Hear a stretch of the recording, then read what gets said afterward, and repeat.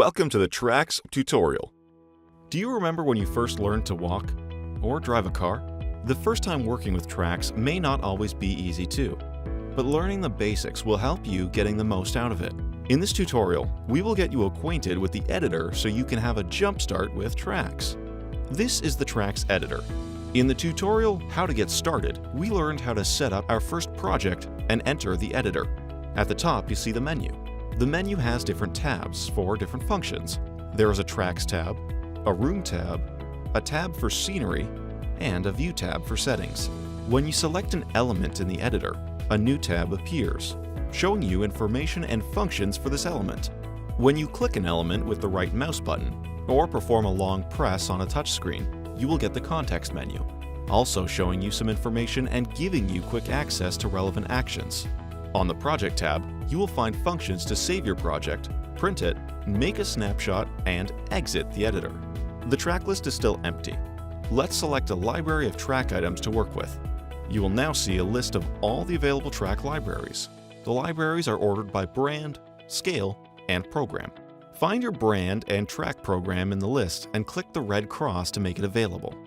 And click the Accept button down at the bottom of the track list. Now you will see a list of available track items at the left side of your screen. Let's lay the first pieces of track. Select a track item in the list, then right-click on the canvas and select New Starting Point from the context menu. A first track item is created. It has a dot on each end. The red dot is the selected one. When you click the blue one, that will become the selected dot. When you double-click an item in the track menu, it will be connected to that dot. When you double-click the dot, the currently selected item will be attached. The dots are also handles you can use to drag the tracks around.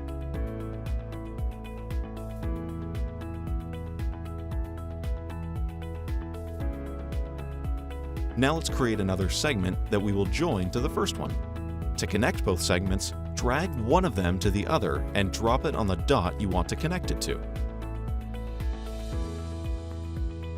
Curves are added in the same way as straights, but using the direction button you can specify if you should go clockwise or counterclockwise.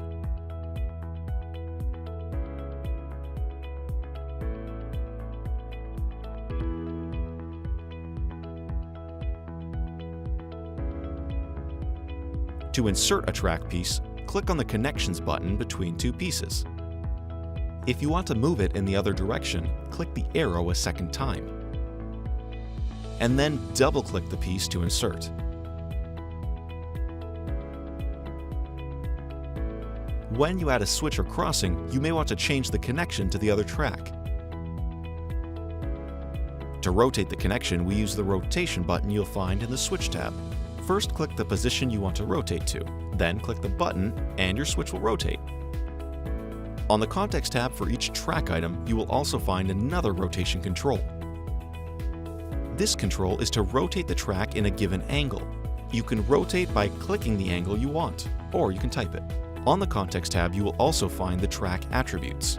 Here you can select if a track piece is in a tunnel or on a bridge. That was our tutorial on the basics of TRAX. If you want to learn more, please read the manual. On the TRAX forum, you can ask fellow model railroaders for help and advice. If anything does not work, please contact us by using the contact form.